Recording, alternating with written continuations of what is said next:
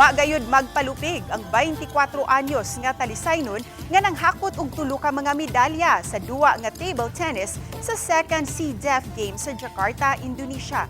Siya si Ella Venice Punay, usa ka BSIT student sa University of San Jose, Recoletos. Kinsa naka-sungkit og gold medal sa women's doubles, silver medal sa women's singles, ug bronze medal sa mixed doubles. Matud ni Punay, mao kini ang iyang labing una nga international game ug siya ra usab ang nag-inusara nga Cebuana nga nakasalmot niini.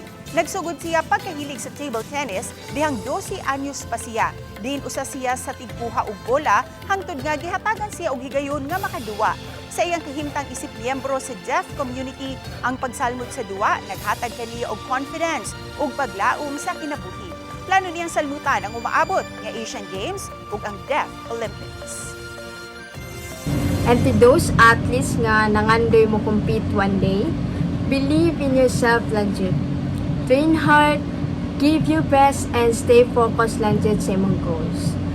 Every challenge is a chance for you to grow stronger.